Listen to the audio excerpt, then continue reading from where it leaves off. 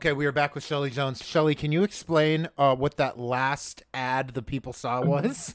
Yes. So this is Get Licked Bitch, and this is a game that I have made up with, and I play it with my partner. This is a folk game. This is a family folk game. It is Yes. a family folk game, and I've tried to spread it, and it has not left my house. Oh. That's funny. So, So It has now. It has now. yeah, I mean, if you bring this to your own household and get licked bitch with other people, I want to know. Please at me on Twitter. Yeah, so shouts out to basically, cats in the chat. if Let's you go. like, you have a cat, and cats lick themselves all the time, but like not all the time. So it's like a little bit of a rare event, especially if your cat sleeps as much as mine does. Aw. And so every time, it sounds like he's dying. He's fine. He just is old and he sleeps a lot. But every time he's licking himself, then I like try to get Helen, my partner, to look at the cat. And if I do, without them realizing that he's licking himself, then I can say, "Get licked, bitch," and it's like you like got him. So Helen is better at it than I am. So I have gotten licked bitch a lot. But anyway, that's the game. So I, Are they during the watching now? commercial. Are they watching your they- videos now? They are not watching now because it makes them nervous. I'm going gonna to- tweet at them. I'm going to tweet at them. include, I'm Yes, going to I include do that it. in the YouTube Please- video. I'm going to include that in the please, YouTube video so people, if you're watching this on YouTube later, next week, get licked, Yeah. bitch. Get licked bitch. It's great because it's like so innocuous. You're like, oh hey, like look at the cat because the cat's doing something cute, or like, hey person, like look at me, and then the cat's like licking themselves, and it's like, oh. Anyway, so I've like recently kind of like been better at it than Helen, but Helen is like kind of the champ. Anyway, Hell yeah. and then if we Love both that. notice the cat doing it, then it's like the cat did it to us. So Ooh. it's the whole family. Hell yeah. Anyway, that's the story behind Get Licked Bitch. So I love it. I love it. And you're the first, you're one of the first Folkboys guests, I think, who's had a dessert on stream. We've had lots of booze, It's fucking cool. but I think you're the first dessert on stream, and I'm proud of you. Did you So make this that? No. Oh. This is like a Darien popsicle, and it's made in Bountiful, Utah. And I would debate that this is one of the best Utah delicacies there is. It's like Hell yes. incredible, really, really good popsicle. Anyway, it is like sweltering in Utah right now, so hence the popsicle. I would say it's sweltering in Florida, but we have this fun thing where every day for the past week when I've left work, it's been raining, so it cools off by 5 o'clock. Oh, jealous. Hell yeah. Before we get into your interview, Shelley, Daisy, do you want to kick this off, Folkwise style? Yes, I do. Do it. Shelley, esteemed Yes. members of the Academy. We know that you see Dom and I here backstage, Yes. chatting with you, chatting with the people, goofing around, being ding dongs, whatever. That's right. But it's not just us here at Folkwise. We have a whole team of people, especially who help us with coming up with interview questions and researching the guests. And those are our wonderful sleuths, our intrepid and beautiful and gorgeous and fantastic and intelligent and apotropaic. Oh, good one. Good adjective. Sleuth. So if you hear a question that you like, that you think is really funny, if the chat is like, oh, nice, very cool, don't thank us, thank the sleuths. Thank the sleuths indeed. All right, you ready for your And first this one question, Shelley? We're gonna like alternate questions because we thought it'd be fun that way Yeah. between the two of us. I got So- the first. Yeah, everything. yeah. Everything with Dom and Daisy is Dom- color coded Dom- purple and green. They're green. I'm Yeah, purple. obviously. That's just for everyone. Everyone, just know. Yeah. If you Just want to know, get our obvi- attention, make it alternatingly green and purple, and we'll be like- default to it. Yeah, we'll be like, interesting. So, Shelley, first question. We know you've been working with Bear River Heritage Area on an oral history project Yes. surrounding trade schools and teaching. Explain to the chat, how are trade schools folkloric? So trade schools are really interesting, especially in the context of like other higher education institutions. So I think that like work folklore is like a classic genre, and a lot of that is developed in trade schools. It's also really interesting because in trade schools, you're a lot more likely to see like a master apprentice relationship. Mm. Mm. Both in like the classroom, like where it's more of, like an open shop type situation. But there's also like explicitly like master and apprentice, like plumbers or electricians, like you legally, like that's how you have to get the training, which is a very folkloric way to pass on knowledge. Oh yeah. Um, but like any institution, like you're or any group of people, like you're going to find folk practices. I think that there were a lot of like work pranks that we learned about that were really fun. And like the culture surrounding the trade schools. It was really interesting because the like specifically Ridgeland Technical College came up at a time where trade schools were kind of considered like for like the bad kids, or like Mm. that's where you sent the kids when they were in trouble. You sent them to the trade school, like in high school. That's kind of like what one of their purposes was. Mhm. And so that they've had this like negative reputation for a long time that they've had to overcome. And a lot of that is like perception and relationships with the community and the relationships like with the schools and the students themselves. But another thing is, of course, like the culture in the classroom that the students share with each other. Because a lot of the trade schools are so like open format where you are working together, you're like working on your project. I mean, there might be like an overseer teacher who's there to like help out.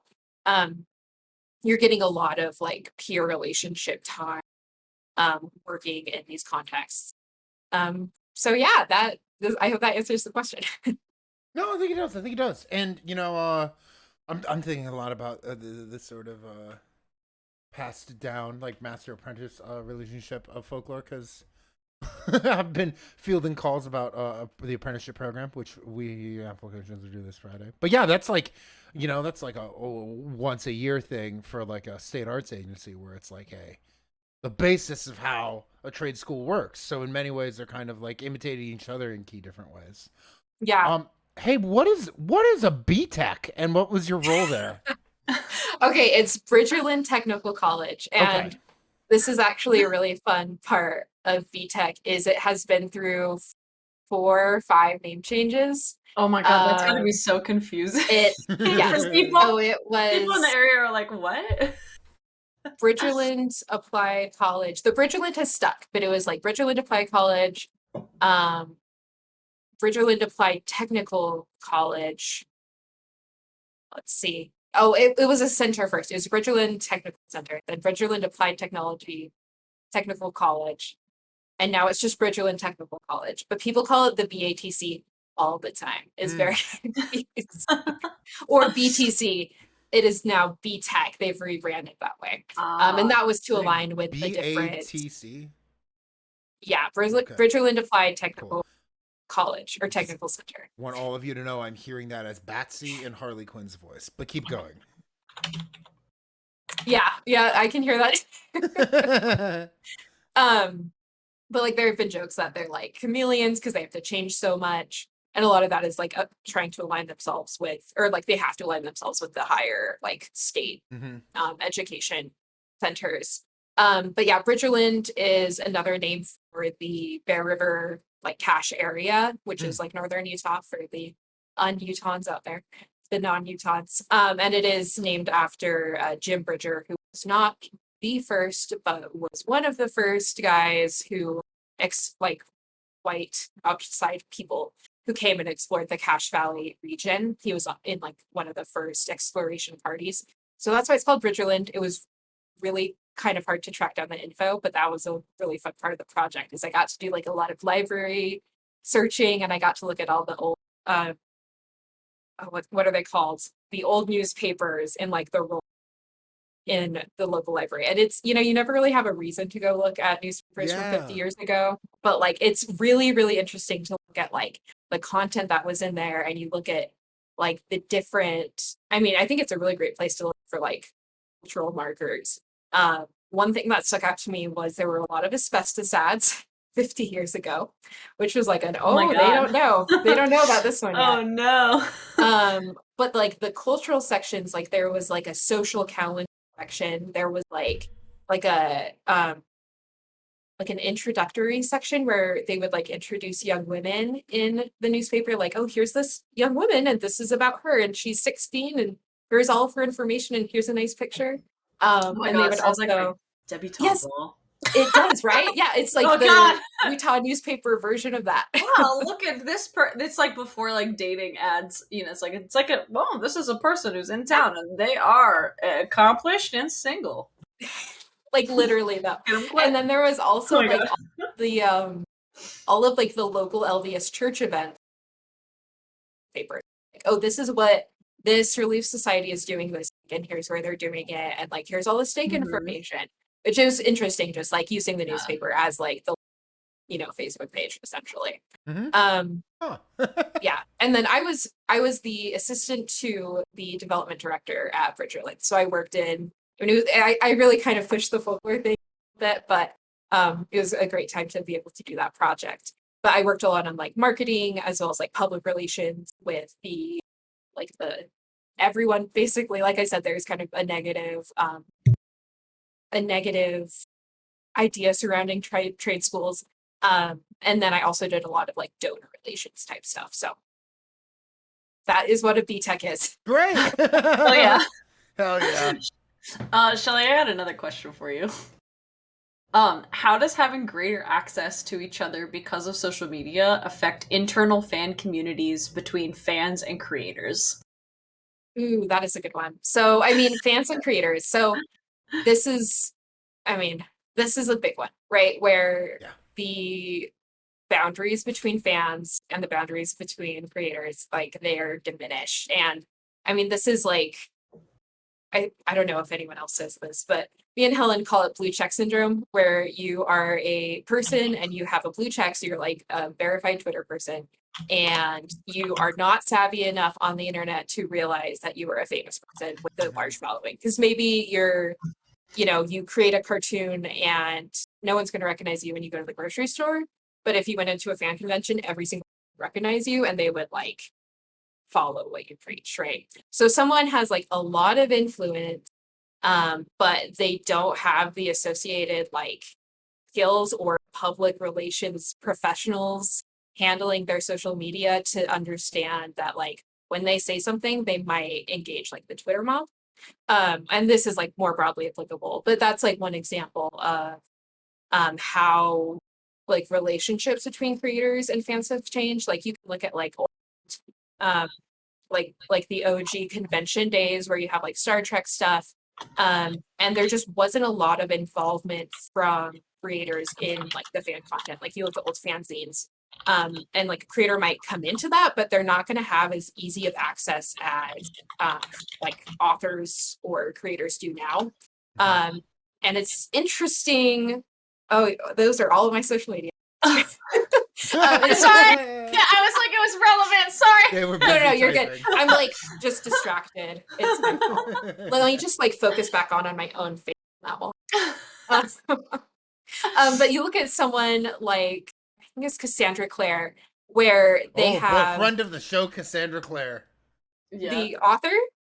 No, we got in a heated discussion with a guest from Barnard College. Yeah, we just Yes. Okay. Yeah. Yes. Controversial figure. Yes. Another one is the Dragons of Her and Anne McCaffrey. Was that Anne McCaffrey? Is that what you said? Yes. Okay. Yes. It just cut out for a second. I was Yeah, just Anne clarifying. McCaffrey. Yeah. So when people are like aware of the fan spaces and can access them, then they might try to control them. And one aspect is like, oh, don't send me any fan content because I don't want to be legally like liable for like stealing your work if I use the same idea, right? Mhm. So that's I think the wise move that a lot of creators do, where it's just like, I like that you make stuff, I want to see your fan art, I want jokes, but I'm gonna like be distant. Maybe I'll see the stuff, but I'm not gonna like read your fan fiction. And fan fiction, I think, is a big point of concern for a lot of authors, because people are taking the stuff that you have and like using it, making it their own, which is what we love about fan communities, but I think can be kind of concerning for some authors. But with Anne McCaffrey and Cassandra Clare, there is a lot. Yeah, super hot. But so Anne McCaffrey was like, if you are engaging in fan fiction and engaging in this fan content on specific servers and like using my stuff, then you have to follow these rules.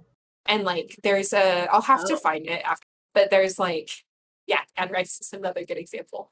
There's like a big notorious statement that Anne McCaffrey, which is like the like short little Bible, like maybe like a page long of like one, like, you know, really dense text about like all the different rules that you have to follow if you're like engaging in that space. So that's like an example of her like trying to control it and like keep the fidelity of these ideas. Oh my god, I think I found it. I'm gonna post it. Oh, please, yes. Let me Oh, see it, because there's a lot of it is like about like the sexuality of the different dragons and the different kind of a long link. Sorry about that, but I think I found it. It's a bullet. It's like a numerical list, and then there are caveats and guidelines. Yes, this is part of it. There's also one that like describes the world. I'll have to see if I can find it. We'll when see if do we get the Garfield. expanded version. Oh my god!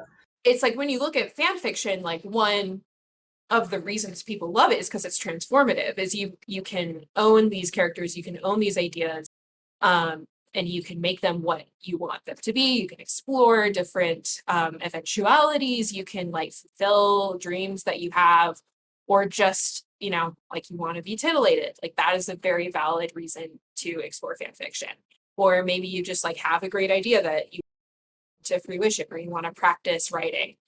Tons of different reasons to write fan fiction. But when you have the author involved, there's like a weird extra layer there where maybe you might get sued. Maybe they're going to like poke their nose in and say, you can't use my characters like that, which can be a really, really harmful thing for a fan community, because like they're invalidating their fans. And when you look at things like, you know, like books belong to their readers or content belongs to the people who view it, and like they're allowed to interpret it how they will, which is just like the nature of like our media consumption, then it can really like divide the community. It can halt creative creation, all that jazz. I also think that another important point to consider when we look at creators like in the modern internet age is the access that fans have to creators and the expectations that they have. So you guys will both like this one. Like if we look at George R.R. Martin, what is the most commonly tweeted thing at that guy? Do you think? When are you gonna finish? When's a winner? Finish the book. And Finish is the it book. a nice question? Are they nice about it? Or is No, this they're like, what are you doing? You're writing other shit. Like, what are you Patrick doing on Rothfuss any other thing? Yeah. is another example of this where it's just like, I don't care that you're doing this charity thing. Write the freaking book, right? Like I'm entitled to this. And I think that there's like, because you see someone and you see their stuff and you like they are so publicly available, you like have a lot of expectations. And I think that can be really overwhelming for creators, especially the kind of creators who are not like celebrities in a wider view. I think George R.R. Martin, like I'm sure he has a public relations team, but like but I don't think at first. Yeah. Oh no, yeah. Like especially, and that's the thing, like a lot of people didn't realize you needed one. I barely think he has a public relations team with the amount he posts about football. You know what I mean? That's true. Well, because the interesting thing about George Martin is that he kind of took the stance on this of, I don't want to know what's out there. Mm-hmm. So he just like, as far as because he said to the public, he chose to just not engage rather than engage and then be disappointed or have all these complicated feelings. Or maybe it was like that early on, like he engaged and then at a certain point just decided. I believe at a certain point he decided not to. His stance is basically, when I was 16, Stanley published like a letter of mine in like the letters to the editor, Fantastic Four. Grow up if you're writing fanfic. You know, that's basically his thing. I was 16 once. That's it. Yeah, he's kind of. I mean, and that's such a common response. Like, and that's the last thing you want to hear from a creator. I mean, like if that was me as a 16-year-old, I would be devastated. And like that, you know, like that's like a bummer. Like that is such a sad thing to hear. I do not think 16-year-olds should be reading look up those. To. No, those are hard R books. I mean, if some 16-year-olds. I mean, they're beautiful, I but- encourage people Yeah. to read what they want, I guess. Yeah. But I mean, I have to talk about Brandon Sanderson. I was Oh, saying, go like, for when are we it. going to talk Go about Brandon for Sanderson? it. Time to veganism, time to Brandon Sanderson in any given conversation with me. I didn't know that there was this like political link to Brandon Sanderson. Okay, I need to know. People tell me to read Brandon Sanderson. I know you told me to I read love. Brandon Sanderson, He's 'cause I know okay. you So love. he's I know you love him. he is one of my top 3 boys. Oh, So I want to point to him as kind of like a. I mean, good and bad are like not necessarily things we should be like describing here. I guess I'm like looking at it from a fan, maybe as like a contrast to some of the other things I've mentioned. Like Brandon Sanderson definitely doesn't read fan fiction. He will sometimes engage with his community in like on Twitter, he'll engage on Reddit. He also has weekly live streams where he talks about his projects and like goes over what he's doing. And he's like universally adored by the fandom. Like there's like definitely like healthy criticism. He's like the most popular writer on Reddit. That's how I always think of him. That's a really great way to put it. Yeah. And like he just did a Kickstarter was for like basically for non-traditionally published works as well as like some swag bags, like some like swag boxes. And it was instantly funded, and it was the most like the highest grossing Kickstarter of all time. Yeah. And which I think is like, I mean, obviously there's more to that than like his interactions with the fandom. But there is a healthy enough relationship that he has between him and the fandom that like this was so successful like instantly, and like a lot of social media channels were used to like promote this, which I think is just an interesting contrast. And I think a very savvy, like I think he and his savvy. And then he also has recently started his own fan convention for his own stuff. And this is like hosted by him rather than something very like interesting. Ice and FireCon, which is hosted. Hosted by our friend Tara. Tara, if you're watching, what's up? Tara, what's up? Yeah, no, that's so interesting that like that makes me almost wonder like I guess hosting it I guess there's a difference between like funding its existence and like being the curator. Like that's so much control. Like I'm curious if Brandon Sanderson is like, okay, here's money. I know the fans want a convention for my stuff. Here's this. I'll give you the rights to the images or whatever to put on your flyers, etc., publicizing the event, but like I'll just let you handle it. Or if there's more. No, it's like I don't know. Convention. So I haven't been. I think this is the second year. But I really want to go. This is your dissertation. No, I Okay. can't. Every time I like run into, I can write a paper on this. It's too much. Yeah, I don't have time, but I do really want to go because I think that it would be really, really interesting to look at like what kind of programming is being put on, what relationships are we seeing? Because he has like a whole team that like is like pretty publicly present as well. Because it's like he has like a whole organization. And like what is the like what's happening between fans, what's happening between like official creators.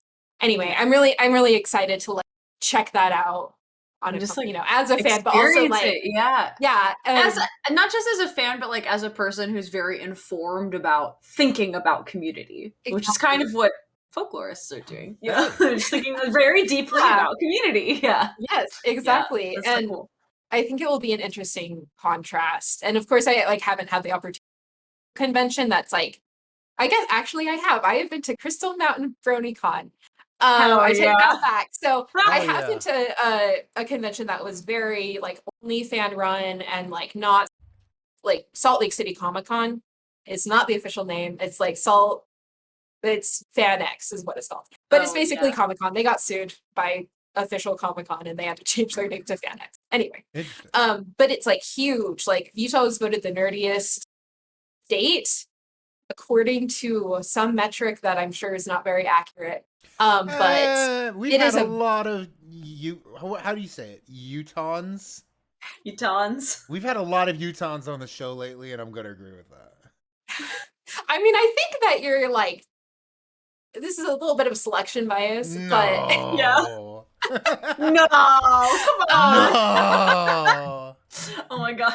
but James Clip Tarot, what's up? Hell Yeah, yeah. send it there to is them. like a huge like fandom presence in Utah, and I'm gonna say a lot of it is person fandoms, but speaking as like a fan, like you know, we have a lot, like a huge, like how many food trucks do we have that are Harry Potter themed? Many food trucks.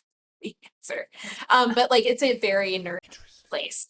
But like FanX is like a huge money making venture. Like that is something that you, I mean, you, it's like not prohibitively expensive, but you definitely, like if I was like a kid, like a teenager, like I'd have to save up to go, let alone the cost of cosplay. But that's kind of but like It's they're making another conversation. it's another conversation. Yeah. They're making a ton of money from like the exhibitors, they're making a ton of money from the attendants, and then like any photo opportunity is so expensive. It is like obscene how much money you can spend at a comic convention, and a lot of it is just like walking around at like a fair essentially, but you're paying to get in. Yeah. And the thing with comic conventions is, I mean, a big reason you go is to see the other cosplayers and to see fans and connect with. So when you have to pay for that, it's like you are paying but product, or as a fan you're the product, which I think is a really, I mean, it's kind of a distasteful, like it makes me feel weird as a fan, I think, and as an achiever. Ice and FireCon, or you know, Crystal, a lot of the anime a lot smaller, where it's kind of like self-funded, where it's like, okay, we're putting this on for us, but of course we have to, you know, we have to get the venue, we have to get the hotel, we have, but and like, you know, fund everything, but it doesn't feel like anyone's profiting off of it. And if they are, then it's like a community leader who should. And and that is like a lot not. Yeah. like a lot more wholesome to me. But I mean the whole fan like industry and like creating fan content for people and paying for that content is huge. Like that is like a whole discussion we could have. But you know, it's everything from like Harry Potter butterbeer trucks, like I mentioned, which are huge, or you know, to like to art on Etsy or to Patreon, which has really enabled a lot of people to like create fan work solely, and they're not literally profiting off of them, so it's still legal to do this, but they're able to sustain themselves doing the thing they love, the people who want it, which I think is a really interesting and cool thing that like the internet has brought about. Yeah. Conventions, man. Shelley, It's on my mind. This next question, I feel like you've kind of answered it, if not to the letter, but to the spirit. So I'm just gonna like Daisy, I'm saying this to you. So I'm just gonna like, cut right to the follow-up and see how you answer. Yeah, because okay? I think you'll Yeah. So what is the difference? So I feel like you've kind of answered the question we were going to ask, which is like, what's the difference between being a fan and being in a fandom? But I guess what we really want to ask is, how are the boundaries of fandom maintained and enforced in the Steven Universe fandom? Okay, yeah, I mean that is a great example that I've looked at a lot. I think we're getting right to it. we're getting in. Yeah. I mean, fan and fandom, it's the difference between consuming something on your own and consuming something in a community, right? Like I'm a, for example, like I would say I'm like a Star Wars fan, but I wouldn't say I'm in the Star Wars fandom. Like I don't engage in that level of like appreciation and interest with people like outside of like my immediate friend group, where like that's the thing we focus on and like engage in.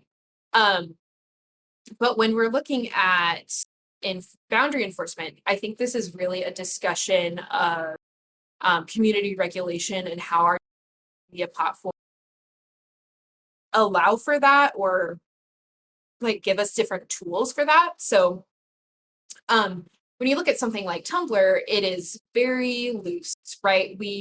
There isn't like, as opposed to something like Reddit, where there are like distinct subreddits, right?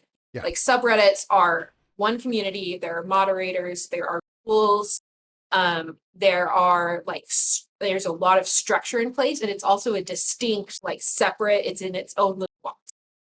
Versus something like Tumblr where there are no boxes. Like the way to engage in a fandom on Tumblr is you follow people, you follow tags, you might get some content that is like algorithmically generated based on what you're interested in. So if I'm looking at a lot of Steven Universe stuff, I'm probably going to get a lot of Steven Universe stuff, and I'm probably also going to get a lot of, for example, Gravity Falls stuff too, because that's, you know, people who like one but like the other. So you're not existing in like a box in the same way that you are Reddit, and there are no oh, what's the word? Not administrators. Moderators. Like Moderators, thank yeah. you. I'm sure I just used it 5 seconds ago. There are no moderators on Tumblr the same way. Like there's no like community power distinctions. Everything is going through like Tumblr's one like harassment thing. Like you can report something, and you can do that on Reddit as well, but you don't report it to like a community admin in the same way you do on Reddit. Facebook is another example of this, and this has been like a evolving thing, I feel like, on Facebook groups. But now there are a lot of like distinct boxes where you have a community with community admins and moderators who are like controlling what is going up, and like kicking people out if they break the rules. I'm just gonna plug. Even on Discord. Oh yeah, Discord is another. Yeah, Yeah. Discord is another really good example, and I think the interesting thing about Discord is like you can't just go look at all the Discords out there. Like you have to like be invited to one, Like, you know, invited, yeah, or which come I think across is it, like yeah. the organic growth of that is really interesting. And like you can like, oh, this link expires in 4 hours. Like it feels like more like great, I guess. Yeah. I'm gonna plug my Facebook page. This cat looks like Adam Driver. It's very good. It's Wait, very good. You run This Cat Looks Like Adam Driver? Yes, and also this cat Holy looks shit. like Anya Taylor. So yeah, I made this. And they do. Every one of them does. No, shit. I made it, and so I'm the admin moderator for it. And I like control, like if someone is posting something about Star Wars and it doesn't have anything to do with cats, not going on there. I like approve every single post. So this is somewhere where like there is a lot of community control. And I think this is interesting where like the community can't really like kick me out in the same way, but they could all leave, right? If they wanted to like get rid of like they wanted to get rid of me as a moderator, or they could like harass me on the site, which is another tool that fandoms and online community and offline communities use in general to moderate and regulate their communities.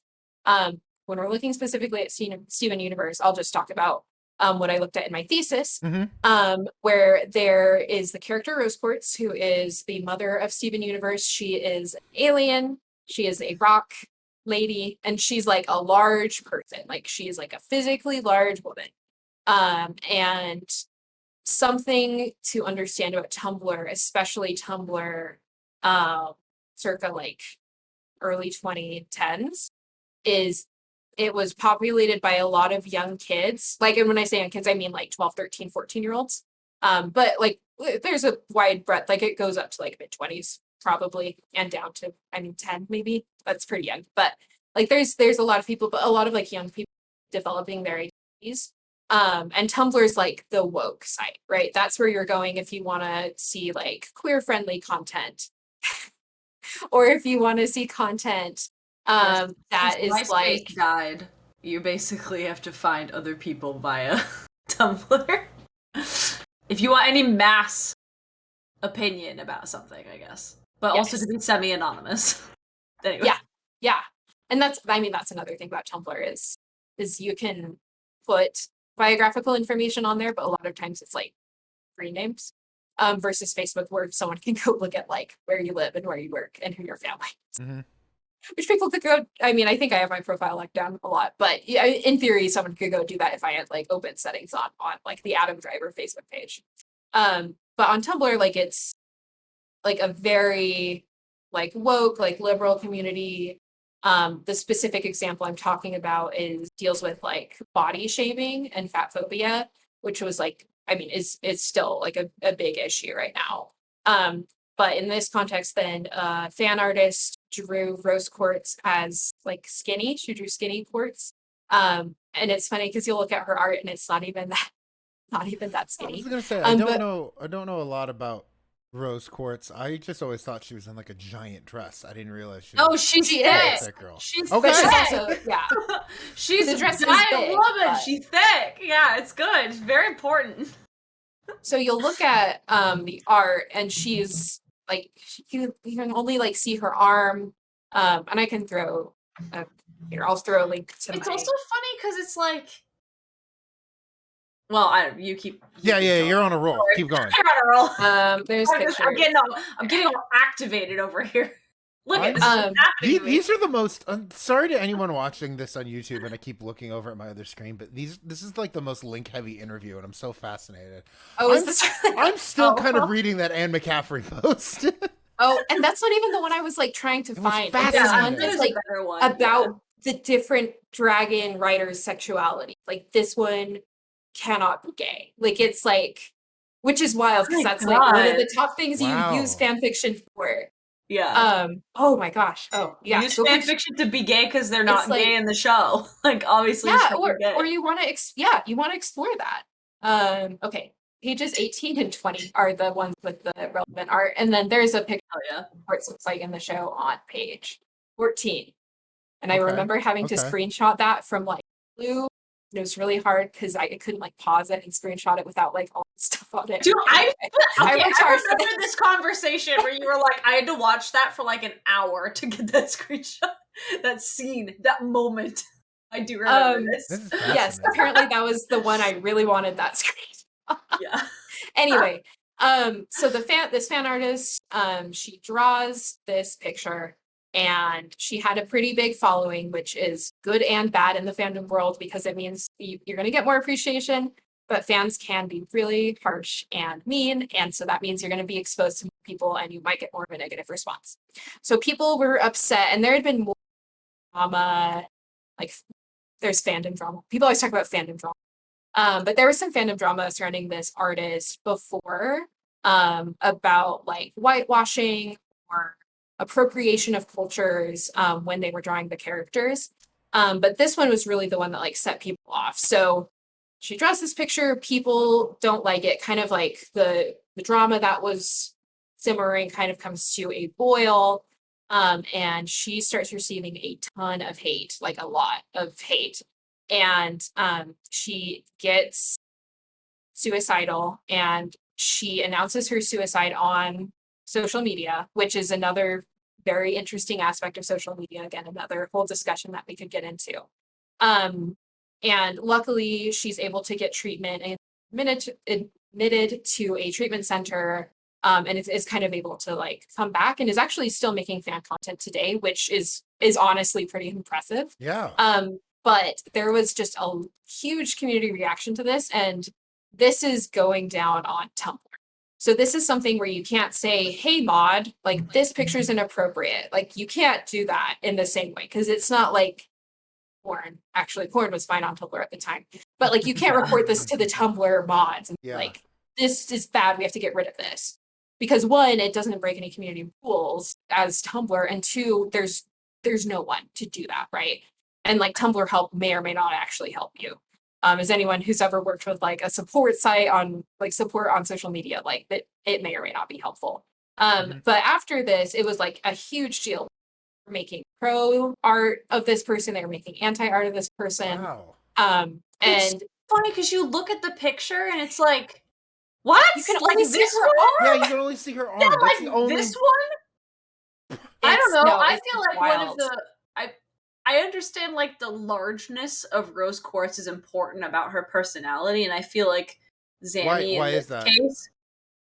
Well, it's like a leadership thing. It's like she's the hero. She's kind of like a lot of the other characters look different compared to her. Like I this- think that is there's this just a, something about why her does- her charisma. is this her, a like, why the doesn't, spoilers spoiler. thing, like Why doesn't Ross, the largest of the friends, just simply eat the other friends? Is it that? no. Well, Dob, watch the show. We have to talk about no, this. this is a different than- spoiler-free This is stream. If we're making it I spoiler don't think free, it is.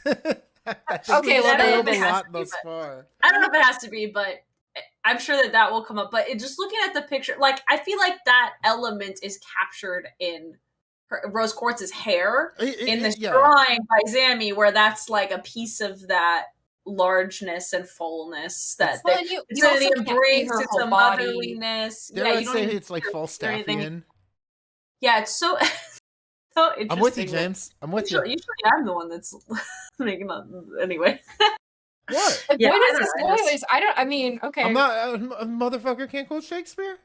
No, you can. I'm just usually the one that has dream brain anyway. How is that dream Um, brain? That's an actual adjective to mean a big boisterous fellow. I guess that's true. Shakespeare was on dream brain to shit. talk anyway. around spoilers, because Yeah. I don't know. I think that people can still discover shows, especially like I think Steven Universe is a show that is a lot more accessible to older people, especially people who like may not like other cartoons. And also like there are the youths out there who might be discovering it. Anyway, but it's like It can there still be is meaningful, relevance yeah. to the plot that she Yeah. is like a giant woman, to quote the show. When this happened, to quote it the was show. like Yeah. there was not that Nice. much out about Steven Universe, like so that plot relevance is not really relevant to this current like in when this was happening. Uh-huh. But anyway, it just there's that part. But The second It's- image in your thesis to me is the far more like controversial one, but I don't know if I'm just being Native like, American Fluttershy? No. On page 23, Oh, you have the one with like skinny rose quartz, tall and skinny amethyst, and white garnet. I feel Yes. like Oh, Yeah, Garnet is so- voiced by is Garnet voiced by Estelle? yes. Yeah, Oh, so Garnet this is bad. This one's bad. that one's like not good, but like the first one is like whatever, and then to get the reaction from that. Anyway, tell me about it. Yes, It's, like, yeah. so So this fascinating. picture, like you mentioned, we have skinny Rose Quartz, who's also white. Who she's like Yeah. not. She's pink in the show, like physically pink, She's like physically, yeah, like a physically- light pink. She's like peach colored, like peach skin colored. We have Amethyst, who is very short and very curvy in the show. She's tall and skinny here.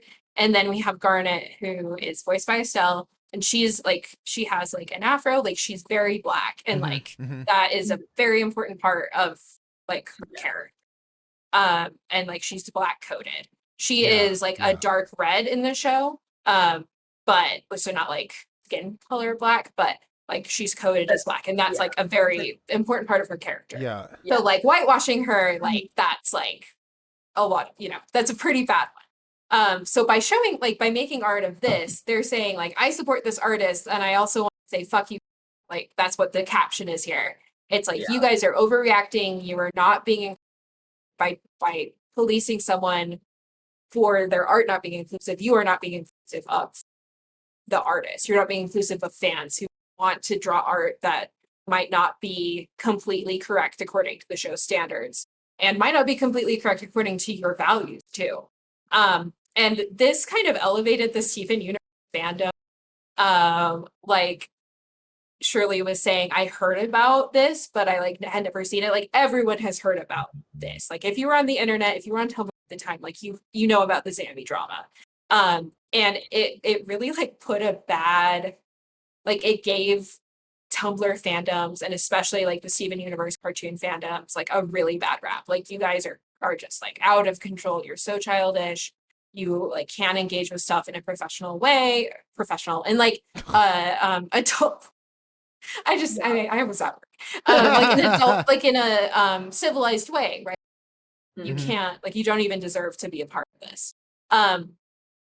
And so anyway, it's a really interesting thing, and it's interesting to look at like the reactions from other parts of the internet.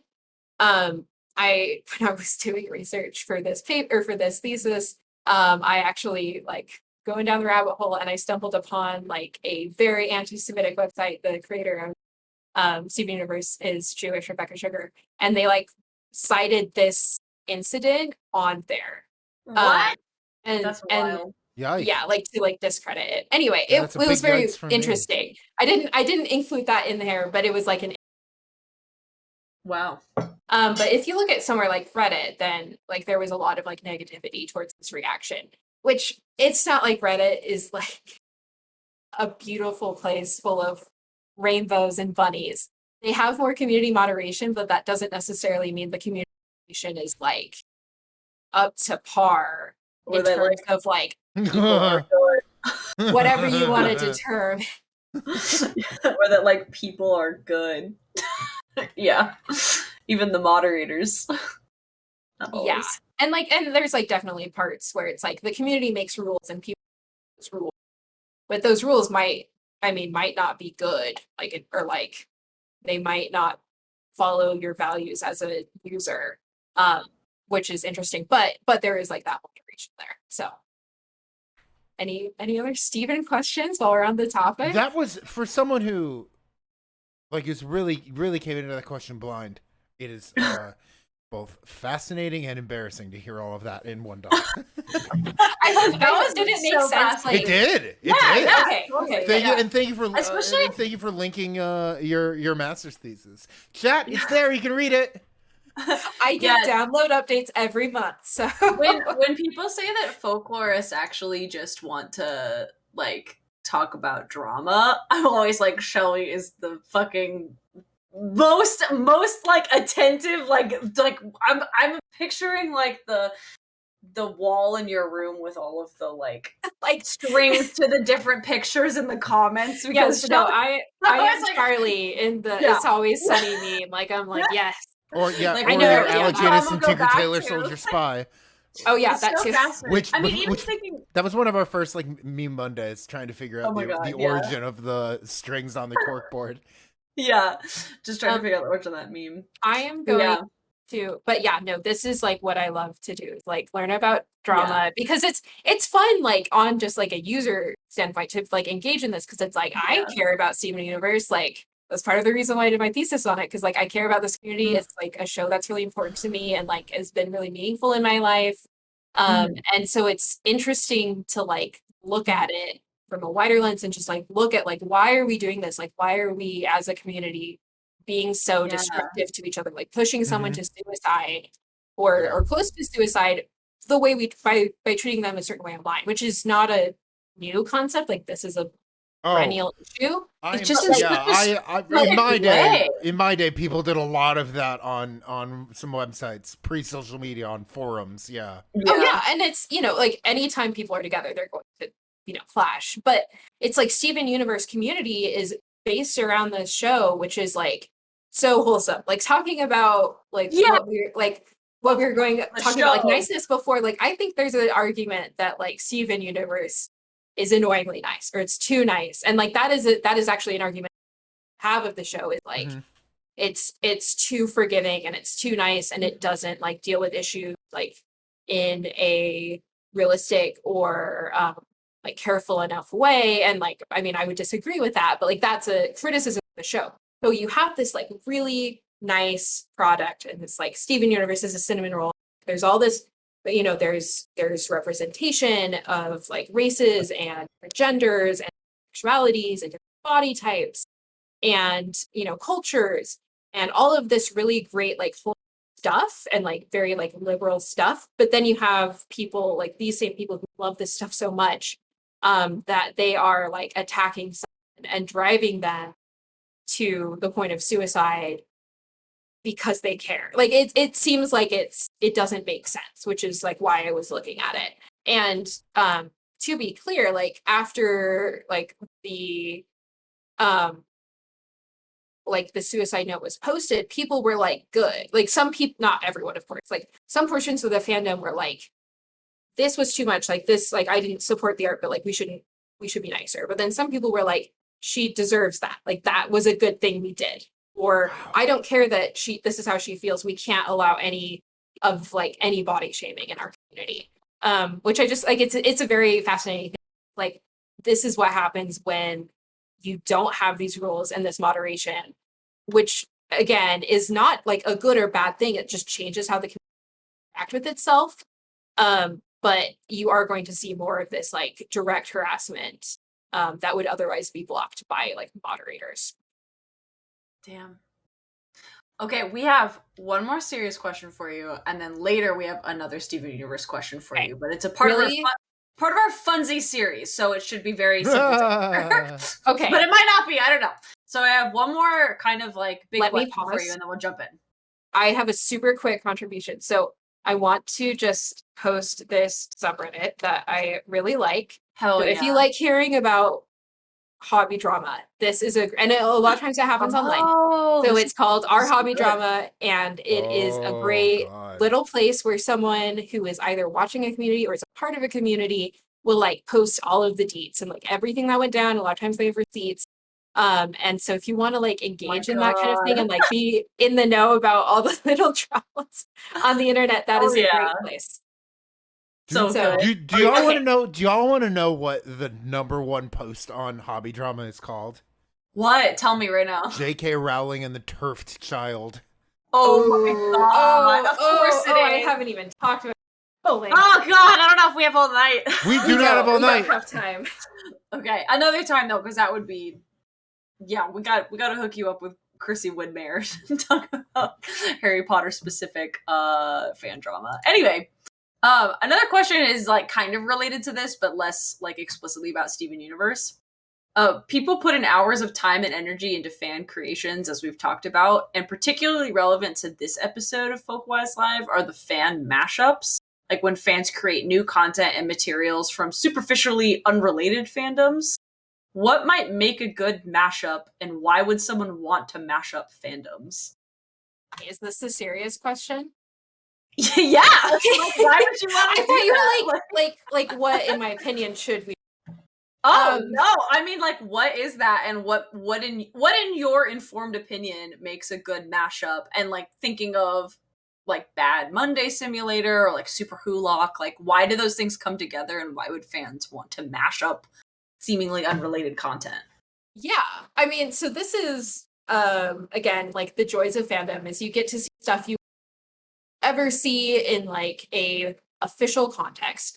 So like you can have Picard hanging out with Doctor Who. There's actually a comic about that, so I guess that is an official context. But yeah, that was a very nerdy thing to say. Anyway, but it's like you can Garfield and Undertale. I mean, why not? Why not Garfield and Undertale? We all love Garfield. You cut out. Or Aware of. What was that for? What was the one? We all love Garfield, or don't like Garfield, or ironically like Garfield. No, we all like Garfield. Love to hate Garfield, or at least are aware of Garfield. Oh, we lost you. We lost you, Shelley. Oh no! I might have to switch. Okay, let me know if I should switch headphones. I have pair up here, but it just like cut out and came back. But I think you're okay I'll be for stable. now. You've been okay for now. But yeah, I think mashups is just a great way to explore content. I mean, again, that you wouldn't see in like a canonical setting. Like there's two characters you love, you want to see what happens. It's also it's a fun way to be creative. I think that one of my favorite fan mashups is the Steamed Hams Feel Good mashup. So who's aware of Steamed Hams? The Simpsons? Yeah, I've not seen The Simpsons, and I know Steamed Hams. That makes me very happy. So Steamed Hams is a like 4-minute sketch from The Simpsons. It's like anthology episodes, and you have the principal, Mr. Skinner, and you have the superintendent, Chalmers, and he comes over to Mr. Skinner's house, and Mr. Skinner is trying to impress him, but he burns the dish he was going to originally serve. So he sneaks out the window and goes and gets like hamburgers from basically McDonald's, and then comes back and then serves them. And throughout it's called Steamed Hams because the superintendent is like, "Oh, what are you making? Like, is there something burning?" And he's like, "Oh no, it's steam. I'm making steamed hams." And then he's like, "That's what I call hamburgers." But at first he says steamed clams. Yeah. Yes, he does say steamed clams. I know this from like the Metal Gear Solid steamed mashup. clams. But go on. Yeah, no, it's like I can like ding the song. Anyway, it's not a song. There is a song in it, but they make it into a song. There are like infinite fan edits of this, and a lot of it is like mashups. Have steamed hams but all of the characters are like Steven Universe characters, or Steamed Hams, but it's Ready Player, or it's We Are Number One, which is another little mashup section that I really want to write about someday. But my favorite is Steamed Hams, but it is the song Feel Good by Gorillaz. Yeah. And so it's like, yes, it's Feel Good Inc. So it's Steamed Hams Inc. I'll find it. Yes, Aurora Borealis. It's really, really good. How does the line go? Aurora Borealis. In this part of the, let's see. At this time of day, in this part of the country, entirely contained within your kitchen. I'm sure that's slightly wrong. And then he says, "Can I see it?" And then Skinner says, "No." No. And then his house burns down. Anyway, it's like a funny sketch in and of its own, but like it becomes this entirely transformed item when there's like this amount of fan edits, and each one is its own individual piece of art, and like each one is its own individual piece of like impressiveness and like art. But then as a whole, it like transforms the original and like whatever current thing you're looking at. Definitely encourage people to go spend an afternoon looking at Steamed Hams content. I'm posting my favorite. I'll post my favorite too. But yeah, I think it's just like with all the resources we have, there are just infinite ways to make new content. And like, why not? Why not mash up stuff? Like, it's going to have more appeal. It might be a more comfortable way to create. Like, you can look at it from an artistic side. But I think it's just like a very appealing thing to a lot of fans to see this content in a new context. And I will now go find that Steamed Hams.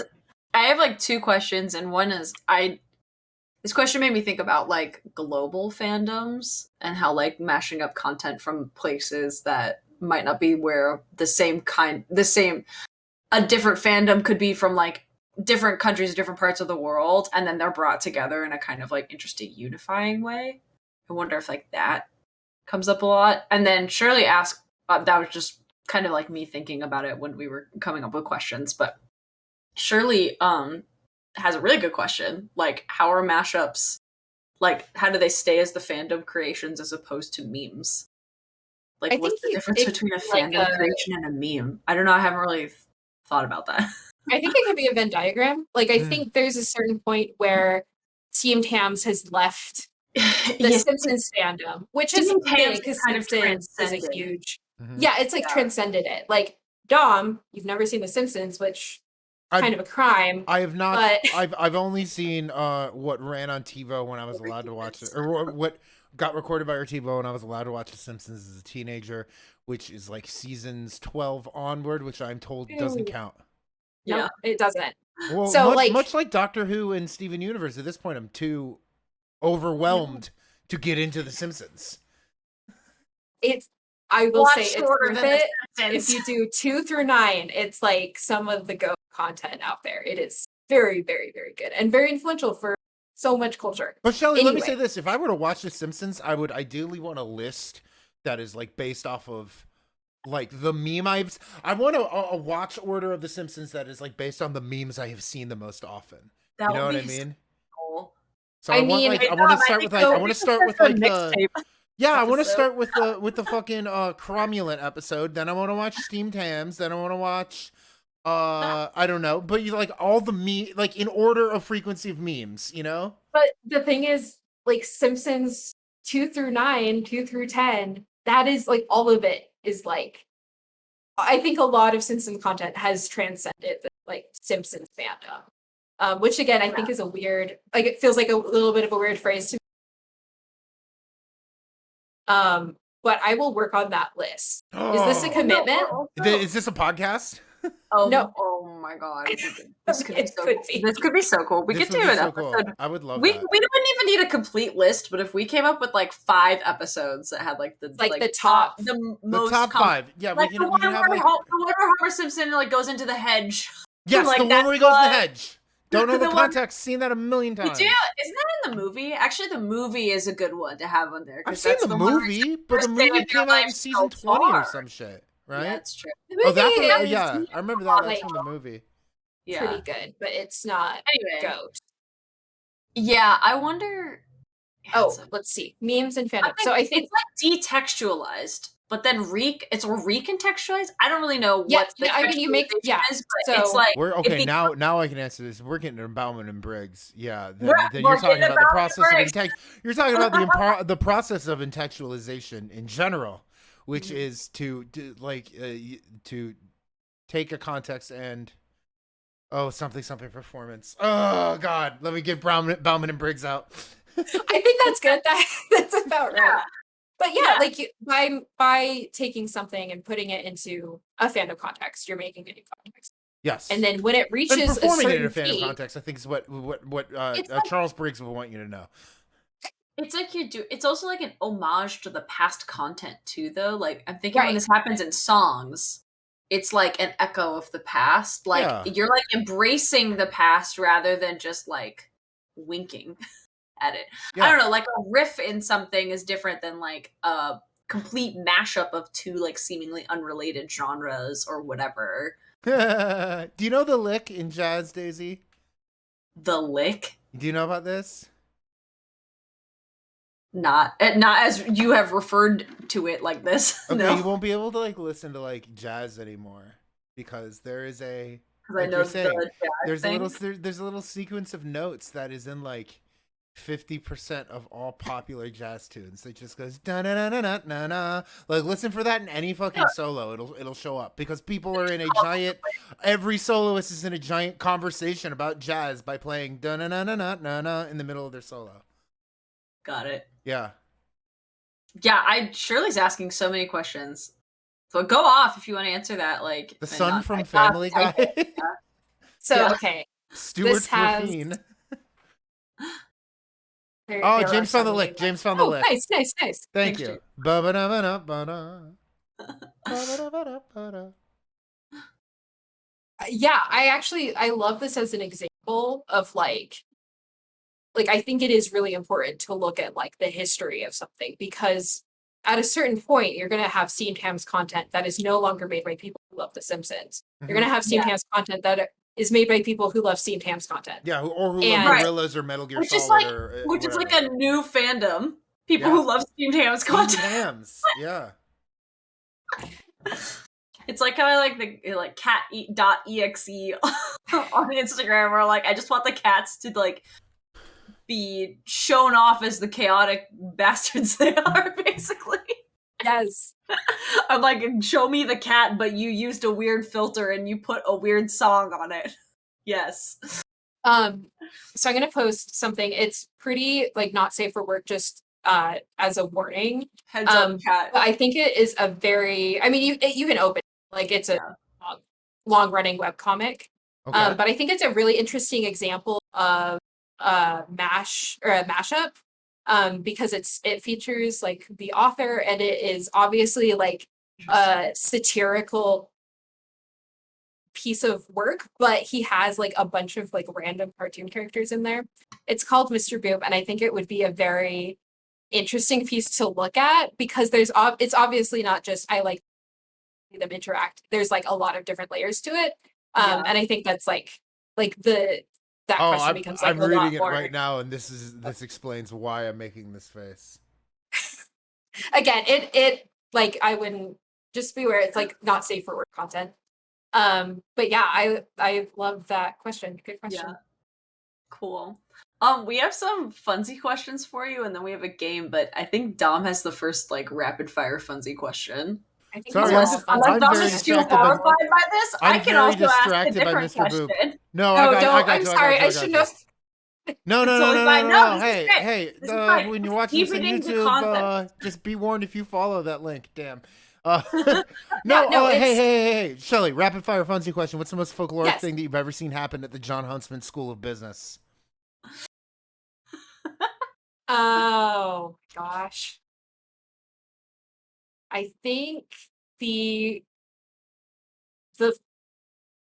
so it was like kind of I guess the hazing that we had in our art program was we had to sing the our like school anthem, like the school sports anthem, but we had to do it at like the various places we were visiting in our study abroad. So it was like they would like film us it at like the different landmarks, and it was very embarrassing, and we all hated it. But that Wow. was a really fun little thing there. Hell yeah. That is some definite folklore. We would really, really, really, really, really like to know about what it's like to raise puppies that then become assistance dogs. Okay, well, so I have raised 2 guide dogs in my time. First one was Thorpe. He was a golden retriever. Thorpe and is such a good name. Yeah, he was named after. So, what they do with guide dogs, at least guide dogs and the organization that West Coast, is every litter has a letter, and all of the dogs in that litter are named with that letter, but they have to be weird names, the kind of names the dog wouldn't hear on the street is the idea, Right. so that the dog is not distracted. So that's why we have Kahlua, which was one of our peers. Her guide dog was named Kahlua, which is a weird name, right? You're not going to hear that. It's funny. It's funny to have that name be in Utah, but also I know. Right, right. It was an interesting remember pairing. that her being like, yeah, the dog's name's Kahlua. Hey, thanks to It was a cute dog name. Hey, as of last week, we know thanks to Mitt Romney, you can advertise alcohol in Utah. You can. Yeah. Yes. Polygamy Porter, first beer ad in Utah. I learned that last week. We have pretty severe alcohol laws, but they go up and down. Anyway, so he was Thorpe, and I was not the primary dog raiser. I was a small child, but it was really, really hard to see him go. He actually failed out pretty quickly and came back. He was really, really ball focused, and he was also a runner. You would let him. So that was hard. But then Cliffy, my heart, My I love brother's him. dog's name. Really? Oh, it's such a So Cliff, he was my guide dog puppy, and I got him my senior year of college or senior year of high school, and he went to school with me, and we did 2-hour long trainings every week with our guide dog group, as well as training him every day. It was awesome to be able to take him everywhere. He only ran away once, which was very embarrassing to have happen, but he is a very good boy. And he actually failed out, so we got the invitation to watch him graduate, you watch him graduate and their new owners. And literally the day before we were going to leave, they were actually he is too dog distracted, and it's not worth pairing him with someone who's strong enough to dissuade him from going and hanging out with dogs. So they failed him, and we got him back. And it's always kind of sad because these dogs, especially they're labs and sometimes golden retrievers, but mostly labs. They love working. They have such a good time, and they're in the zone, and they know what to do, and they're so smart. So it's always kind of a bummer because you're I know you're the best guide dog ever, but at the same time, it is so nice to just have him and have your dog back. So it is a great experience if you. It's really sad, but they do give you the option. Great experience of what? If you get your dog back. Yes. But it is really hard to see them go, even if it was just a couple months. But they do give you the option of adopting the dog after in 5, 6, 7, 8 years, depending on the dog breed, and then they can come retire at your house, which is a really nice perk. But puppy raising is hard. This is extra hard, but you do have a lot of help and a lot of so if you're not ready to commit to a dog, I guess it's a good thing to do, but I wouldn't go in unless you have a lot of dog experience, because it can be pretty frustrating with all the strictures you have on the guide dog. Hell yeah. Cliff was the ring bearer at my wedding, and it was great. So cute. Yes, he's a good boy. I have another question for you. The most important question. This is a really important question. We have been dancing around this a little bit. We've been dancing around this since February, really. Honestly. Does Steven Universe have robots? And the answer should be yes, so that we can convince Dom to watch it. Because Dom only watches shows with robots. I only watch animated shows with robots in it.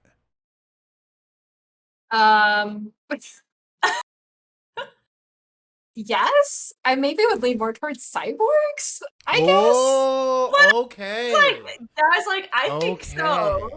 I think it could be. Shirley They says say there's a robot robot building building contest. contest. That's true. That's true. I don't remember this, but I trust you guys. I remember this. This is between Pearl and Peridot. Oh Remember my gosh, this? okay, They're yeah, like- yeah, yeah, yeah. They like build. Yeah, Yeah, they're robots. They're not like sentient robots, but or sapient robots. But there are definitely normally robots. I'll watch a mech suit normally. But Oh yeah, no, there are robots. There's spaceships. There's there's space like technology. at least. I was like, there's at least like a gigantic mech suit. Yeah. Okay. No, But they're it's not definitely. so very. It's not so very late. It is a sci-fi. It is a But sci-fi yeah. show. Yeah. But yes, there are definitely. I thought you meant like sentient No. robots. No, just No. literally robots. Anywhere on a scale from mech suit to cyborg. Yeah. Yeah. But yes, Oh. definitely robots. Shirley, thank you for being our resident robot. Yeah. We did have a fight about this. Yes, it was good. Also, I'm sure that everybody wants to know who you identify as in Steven Universe, which character? So I have cosplayed as Pearl. I was specifically Pearl Nice. from the musical episode with the rose, and I carried around the rose, and I That- bought the one I've those. seen? Yes. Yeah. Yes, cool. Yeah. Very cute. And so I would say I want to be, but I am 100% Peridot. Hell yeah. So, I mean, I think a lot of us are. I think that Peridots like to watch Steven Universe. Yeah. But Peridot is also my birthstone. So that's a little fun little thing. But yes, I To be. love Yeah. Peridot. It's so cute. Yeah. Oh, I and still- also, oh, go ahead. I still tell people my favorite compliment I ever got was when we were talking about like different like who is what character or whatever, and I'm like, I don't know, people tell me like I'm Pearl or whatever, and then you're like, no, you're Stevani. I was like so fucking flattered. So hold No, on. that is like Stevani's like the hottest person Dom, ever. I'm what? Rose quartz. Rose quartz? That is not necessarily a compliment. Is what I'm gonna can say about that. I want to be a Bruce Springsteen universe. Chill enough. You are way too like ambitious and yes. motivated to be Bruce Springsteen. He seems like he's in a pretty cool band at least. I've only seen one episode. He's okay.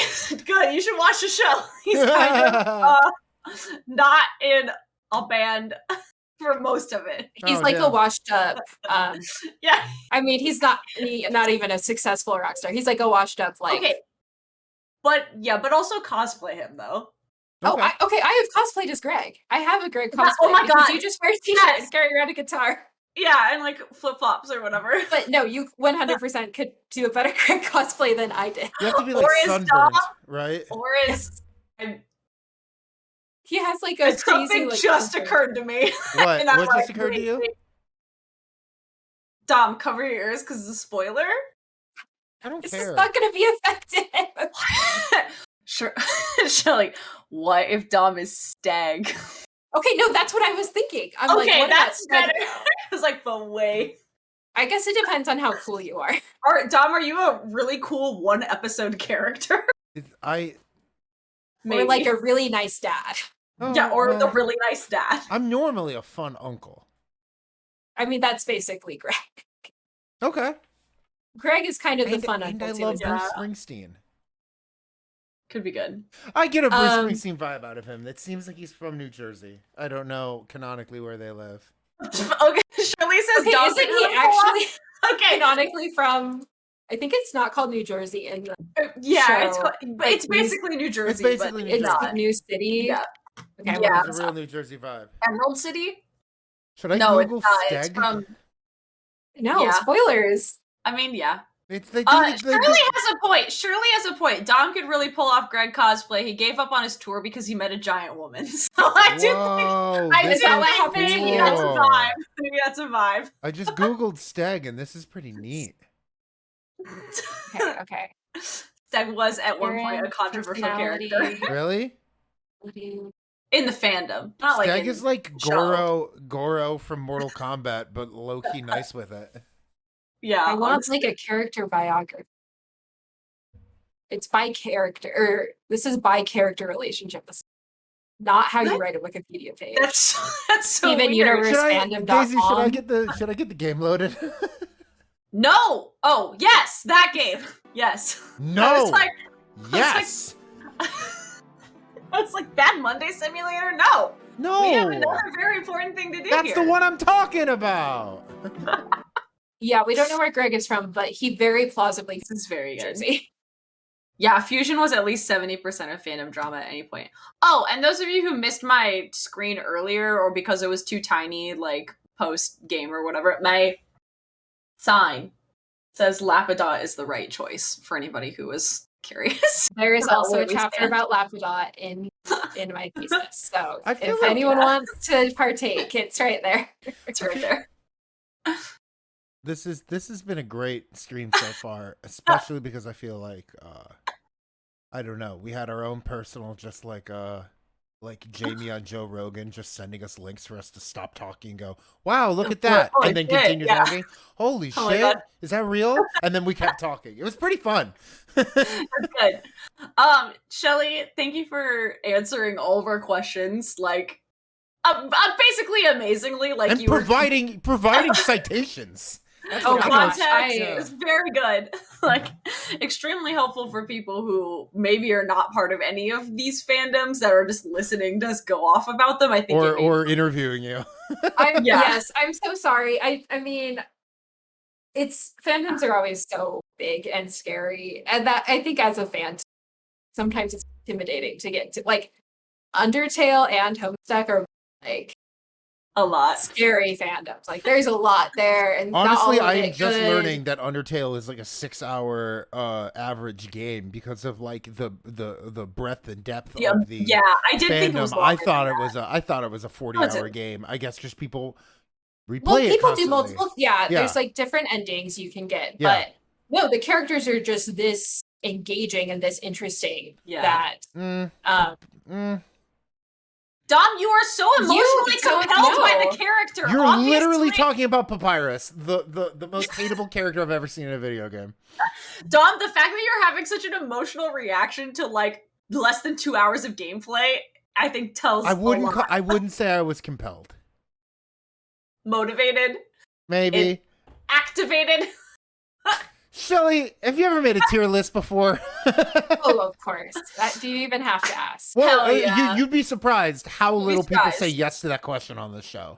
We Yeah, ask it maybe every like week, and I think 4% maybe of people. I was going to say Like, maybe one hand have said yes. yeah, Yeah, Would recommend tier list as a party game, which I guess is what like basically. that's what Like, you're we getting did, into, like- Shelley. like tier list of sandwiches.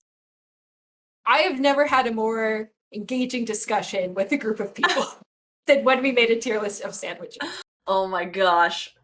Very powerful. Well, if you have not clicked watch stream already, you may want to, because we have made on our show, as we do for many of our guests, not all of them, sometimes we play different games, but we customize a tier list just for our guests to fill out on any scale that they would like They to are fill the it expert out. on. Yeah. They are the expert on this tier list. Nobody else's opinions matter in this, only theirs and their own scale for this. So we have curated for you specifically a smaller version Yes. of what is available out there of 2010's Cartoon Network cartoons specifically for you. Which you Okay. appear to be the expert on.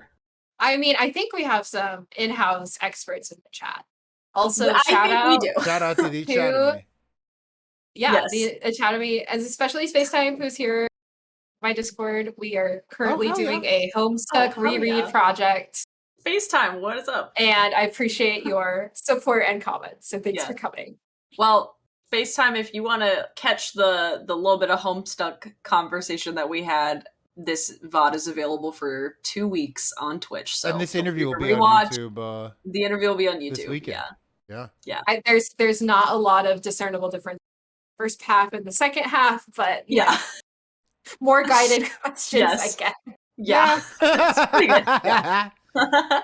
Last week complaining, Hell yeah. more guided questions and Shelley looking Yes. smart. Shelley, you Yeah. want to rank the 2010s Cartoon Network cartoons? Okay. So Do you want to I start guess with I'll Steven go- Universe? Do you want to start with Steven Universe or save that for last? So we have Steven Universe, We Bear Bears, Adventure Time.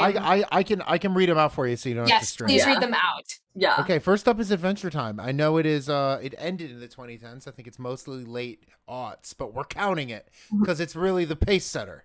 Yeah. Yes, I think it is so influential. I mean, Rebecca Sugar. We Chris, lost you. We lost We that you. lost we you all for a cr- second. Oh What did no, Rebecca okay. Sugar do? She worked on Adventure Time and she did the music, and then that makes us all cry. She did the ending Yeah, song. the music really makes me cry so much. that's like one of my Spotify I just think playlists. the- It's like every one of the- single Adventure Time song ever, and like half of them are 30 seconds, and then there's the ones that are just like really hit you there. I think Adventure Time's got one of the best voice acting casts in animation. It's really good. What is COTC? Craig of the Creek. What? Oh, I saw that. I saw that on there. It's like a show from 2 years ago. We didn't know what to do with it. 2018. Can we add it? No. We can like not physically add it, but we can make that a very We can make it happen. important We can note. make it happen. We can make at it the happen End, at the end. At the end. But where's Adventure Time going? Okay. I'm gonna start with Over the Garden Wall. Can I go out of order? Oh yeah, Is that go okay? over the garden Okay, wall. okay. Where's that? Over the Garden Wall is S tier. I've Top tier, never, incredible. I have Agree. not heard of I Over the agree. Garden Wall until I started doing this show with Daisy. Okay. And- Okay. Oh Well, my that's God. because And routinely, Daisy, everyone says it's one of the goated shows of all time. did I show it to you, or you had seen it before? Right? I had seen it before, and I bought the DVD. I think while we were together, Well, because I was like, we "This is did like one of the a ones I want." October watch Yeah. party, like on the side of your house. Yeah. It Oh yeah. We No, did a okay, watch yeah. party. It was so cute. Yeah, that's Over the what you garden do in the wall. fall. In the fall, you get out, you go sit outside, and you're in Utah, and it's like not too cold, like a little bit cold, and like good. And you have like a house, and then you put a projector on, and you watch it all outside, and everybody has popcorn. That's like what you do. Yes. You It's watch, like, you Over the watch garden wall. every Saw movie in a week. That's what we do in Ohio. I mean, Projected on your house. I would also do that too, projected on my house. It might be weird, but I would also do that probably. Your neighbors. For years, you've watched Over the They'd Garden finally Wall be every like, "We're fall. done. Now it's We're your done, chance to Daisy." see how high you can go, Daisy. Oh my god. But yeah, Over the Garden Wall is like a masterpiece. It is. Hell It's yeah. flawless and beautiful and Absolute rewatchable. masterclass. I have cosplayed as Wirt. I am a Wirt So good. several times, and I have to say that Elijah Wood, who plays Wirt, he complimented me and my girl Megan's cosplays and took a picture of them. Went to get a picture of him at Comic-Con. I know at, And on love. Hot Ones, Elijah Wood said Over the Garden Wall costumes are more impressive to him than Hobbit costumes. Oh my I god. mean, In that that is moment, in that literally moment, about he me. was thinking of you. He was yeah, thinking of you, literally. Shelley. In that He moment, took he a was picture like, of us, and we were there. We paid money to take a picture of him, and I was just like, anyway, He took a picture of you it on the was Terrence table. incredible. that is so cool. Okay, Meg, so you got I was over. just like, okay, Oh, yeah, sorry. No, I was gonna say you got Over the Garden Wall. Yeah. Well, I'll stay focused. Okay, we have Over the Garden Wall. I'm gonna So put fun. Uncle Grandpa under D. Thank God! yeah. Thank God! We have a I straight hate to that D one, moment. Grandpa. We have a straight to D moment. Straight to D moment here. Thank God. I couldn't imagine you putting it anywhere else, but we just had to conclude it for the sake of the tier list. That episode of Steven Universe I skip. These are I don't even crossover? think I've ever seen it all the There way is a through. crossover. Oh boy. I watched like the first 30 seconds and was like, okay, we can just not do this episode. I don't like literally. Okay.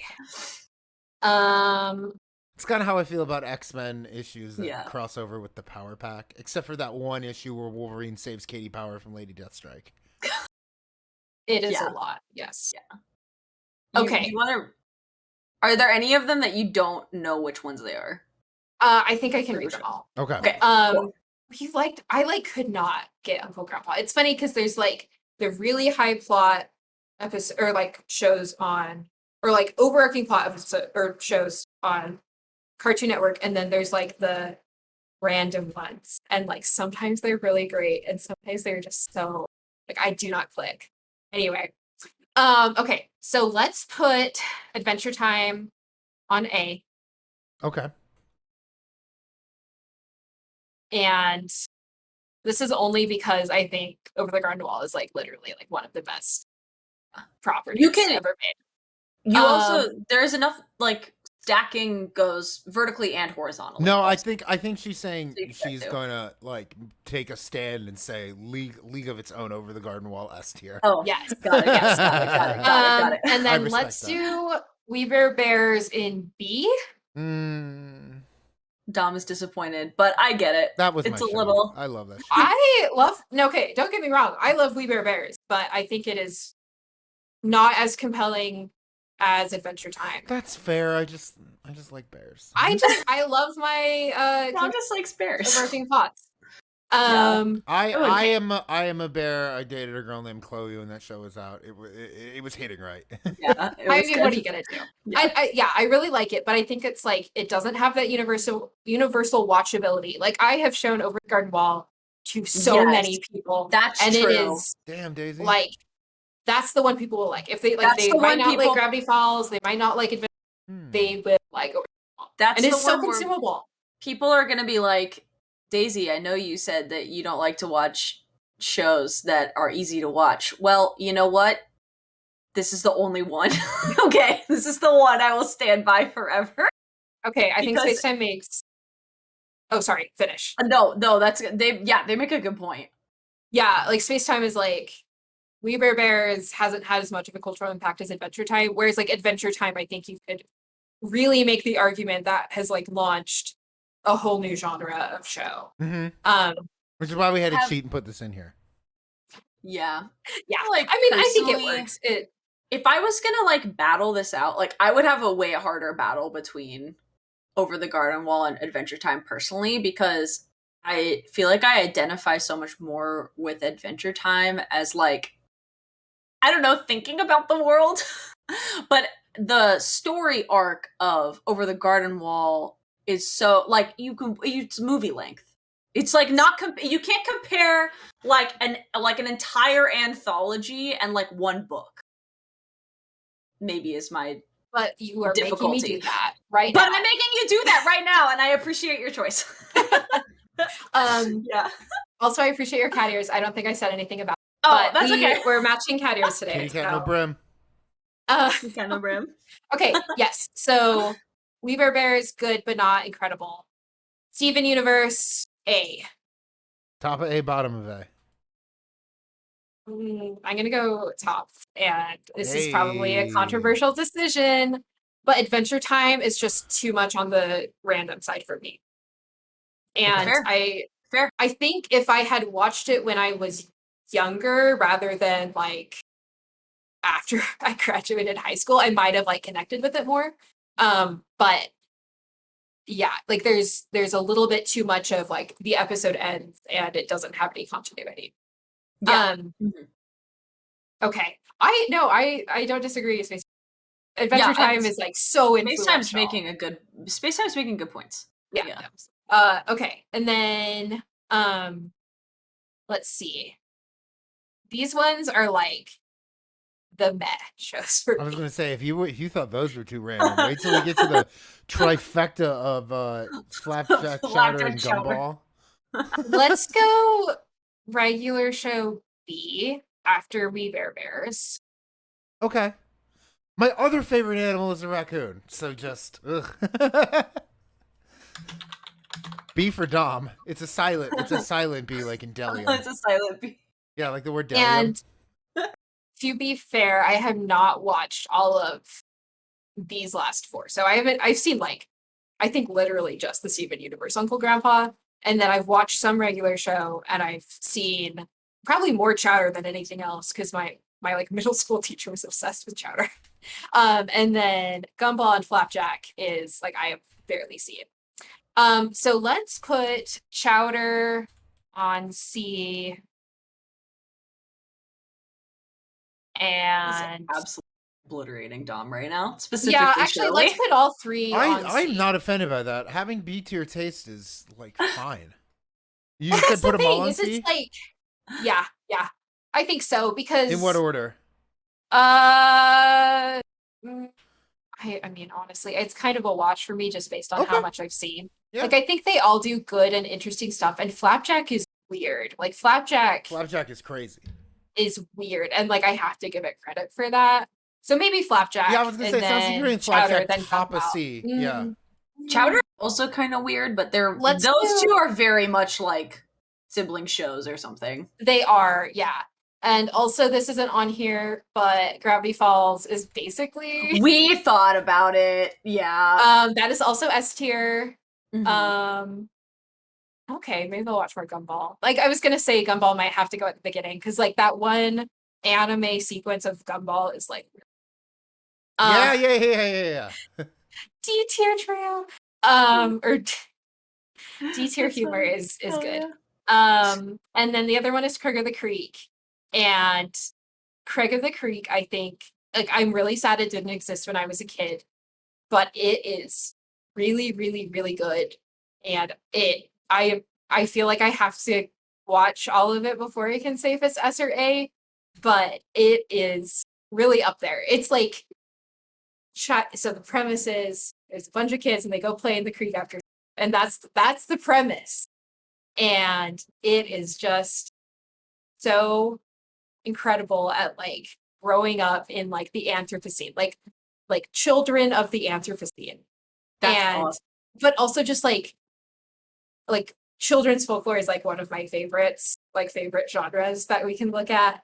And I think it just really captures like being a kid and like children's culture like within itself and like imagination without ever going outside of the realms of reality. Anyway, it's just really good. Would recommend. Also, You're looking at the stream, right? yes, yeah. Does that work Let's for do, you? Does that work for you? yeah, and then Gravity. Where's is also Gravity S Falls? tier. Where's Gravity Falls going? Oh, S tier. Is Gravity Falls on Cartoon Network? No, but it's Disney, Disney right? cartoon. Oh, that's why we Yeah. didn't choose it. I was like, that's the It's only Disney one we didn't. XD, so That it's was like that was why we felt like we had to edge it out. But I agree, that was definitely like a contentious put. Like I think we suggested it, and then we're like, technically it's Disney. It would be the only. I one think to Gravity sneak in Falls there, is but- like ahead of Over the Garden Wall. So Dang. anyway, okay, It's a Gravity good Falls my is list. ahead Hey, of by Over the the w- Garden Wall. By the Yes. way, I Can't have really do that with our improvised entries here, so I'm just gonna go like this. we'll just have to know. By the We way, can I just have put like goat or something. goat tier, yeah. Oh, I can make a goat tier, yeah. Or can you do it, or do I have to do it? Oh no, yeah, I got you. I am 3 episodes from finishing Gravity Falls, by the way. Finally. Oh, so you're I've only literally got 3 left. at where Yeah, you get it. I'm in the thick of it. Oh my god, it's Into the only thick of taken it. you like Oh, a we did think decade. about Owl House too. We thought about a bunch of these, and we tried to like bracket it of like 2010 to 2020. Yeah, I was gonna say like Owl House and I they still might can't have believe, been famously, when we were playing Boyfriend Dungeon, still can't believe Owl House is animated. Shirley talked about that show for a half hour, did not mention animated. I thought it was live action. I was so, Yeah. like, I really wanted to see how they filmed it. It was so funny. Owl House is 2020, Star is 2015, so I definitely think it could go on this That could go list. on there. I think it does. It is like in this genre of Yeah. show, and then Amphibian, I'm pretty sure is also 2020. Dom, you screenshot that for us because this is hysterical. Amphibious what you're doing. 2019. So What I've done to the tier list? Shelley, I don't know if you've clicked over into this to the Yes. stream, but it won't show up on like on Discord end, but just on the stream. Yeah. it is beautiful. Yeah, it'll show up on And then the let's Twitch end. add Oh, yeah? Star versus to What is it B called? tier. Star versus the Forces of Evil, but just Star versus. I low-key don't like that show. And where are you adding it? Where are we adding it? The end of B. Hell yeah. Bottom of B. Okay, I think I feel good about this list. Are we feeling good, Oh, chat? what is your name? I think we're yeah, good. This is esteemed good. members of the chat. You said bottom of B right here. Yes. So funny. This is See, awesome. but if we're putting Gravity Falls on Godus, I think we have to put over. I just want people to know I also love over. But I mean, yeah, I'm our literally problem is, reading up. Shelley, our problem is we have to leave have- blank space. I know, I Yeah. understand the limitations. I just want to be. Also, Wow, this is that's my Out of waddles. control, a tier list has I gotten in love a it. while. I've literally been playing with waddles, so like, So cute. We love waddles. Did I seriously miss something about Hold on, Papyrus? hold on, let Why me are grab- people are actually saying he's funny? He's just annoying, and I can't wait to fight hold him. on. This is how I feel about Stinky in Moomins. Good. I feel the same way every single time Stinky in Moomins. Oh yeah, check it out. Let's I just had to check out- demonstrate, like Oh, in dude, this man, room, sorry. I have We the tier list got out of control. We're not playing Garfield, but we did really fuck up a tier list. Yeah, we did. in the best way. I really want to raid check this because I want to. Yeah. I want to see that girl. Well, We should do that. we'll have you back on a Saturday and play Garfield. I'm already- so down.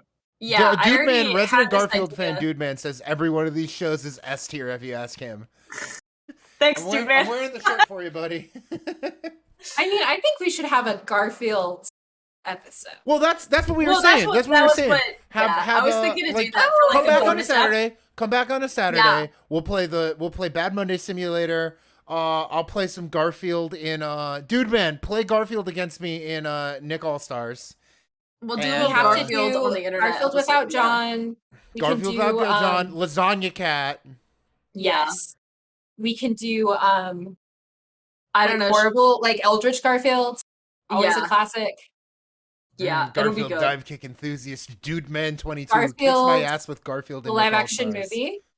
I think it'll be awesome. Uh, We might not do look, that. It might take too long, but We don't have to watch it. I'm just we saying can there's a watch, lot like, of Garfield worst content to watch. moments compilation. yeah. Shelley. Garfield this- iceberg. Garfield. That's the stream schedule. Oh, the It's the Garfield Garfield. It's just we make the an Garfield iceberg, and instead of being like whatever chronologically, it's just like Bad Monday Simulator, Nick All Stars, Lasagna Cat, like deeper Yeah. down the iceberg. For real though, Daisy, you want to bring Shelley back for a Garfield, like a Garfield day? Oh, I'm dead serious. Dude, man, yeah, will you show absolutely. up for a Garfield day? You don't have to be We on should camera, totally but you do can this. just be. It can just be your voice, dude, man. Yeah, it can just You be wanna your do voice. I'm so in. Resident Garfield folklore enthusiast. Yeah, we'll send you a message because we're doing some like bonus episodes where there's like no interview. When's our next but we're bonus just doing Saturday? whatever. When's our next bonus Saturday? I can't do one this weekend, but I could. Well, we'll have to check in. I think we should live coordinate this. 'Cause Sometime- that's what the sometime in people are August. here for. Sometime in August, Shelley. Yeah, August would probably be good. Yeah. Yeah. For your birthday. When's your my God. birthday? Yeah, for your It is. birthday. I- Sit on Discord and I watch Sit on Discord and Garfield. watch Garfield. Sounds like a great birthday for a married Honestly, person. though, me just talking about dumb internet things, is all I ever want to do in any given moment. So Hell yeah. Hell yeah. We'll figure it out. We'll figure out what a good weekend is, but August would Doing be it a good all one. for dude, man. Yeah. Shelley, thank you for not only filling out this tier list as best you could. We knew it would be hard, but also like just blowing it out of the water and making it become like a like Holistic I don't know, representation of multi-layered, 2000s like- animation. yeah, exactly. And for being an awesome guest and just like cool person in general. So everybody and like normally we try to have the links for whatever a guest is citing, and I cannot stress how Shelley brought her own links to her own fucking Yeah. interview. I can't Like a imagine fucking too pog many. champ. I Yeah. should not have shared Mr. Boop. I regret Mr. it. Boop might Yeah, have I'm sorry. for people who watch this interview later, every time I'm looking over concerned, it's Mr. Boop. Oh my god, amazing. So chat, you know what to do. Ladders for Shelley. GG's if you don't have them. Ladders Um, for Shelley people. This is really good. We haven't gone like overtime like this in a while. It's been I don't Gloria. care for it. Was It's the, been Gloria really was the good. last Like, time we went this Gloria- overtime on an interview. Yeah. And that was for a tier list of characters in the room. So Yeah. And that became It's the pretty two of awesome. us explaining the room to Shirley. yeah. Yeah, basically. Well, It was thank very you good. so much for having me Yeah. on and indulging me in all this. It was a blast, Shelley. It was a blast. Yes. No, for getting on. this has been so fun. Like I can't think of two better people and a better chat to engage Aw, on this stuff Look at with. you, chat. Yeah, look at this.